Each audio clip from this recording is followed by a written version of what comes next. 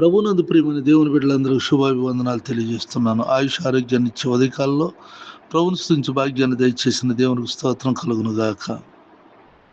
యెహోవా విమోచించిన వారు పాటలు పాడుచూ తిరిగి సియోనుకు వచ్చెదరు. యెషయా గ్రంథం 35 అధ్యాయము 10వ వచనం. ప్రార్థన. కృపగలిగిన మా తండ్రి దయగలిగిన ప్రభువా, ఈ ప్రార్థనలు ఏకీవిస్తున్న నీ బిడ్డలందరినీ దీవించి ఆశీర్వదించండి, దీవులతో నింపండి. ఇంట్లో నుండి బయటకు వెళ్తున్నా, బయట నుండి ఇంటికి వస్తున్న కాపుదల భద్రతలో ఉంచు. వారు చేస్తున్న వ్యాపారం, వ్యవసాయం, ఉద్యోగాలు, చదువులను తోడుగుండి సహాయం చేయి.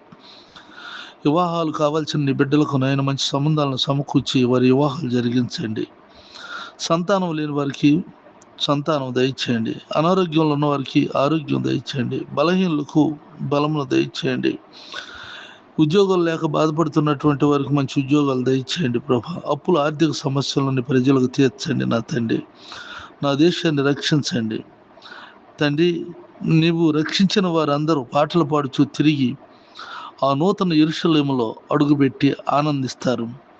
నీ రాకల్లో ఎత్తబడేటువంటి గుంపుగా ఉంటారు కనుక ప్రభా, ప్రతి వారిని నీ దీవెనలతో నింపమని ఆశీర్వదించమని తండ్రి.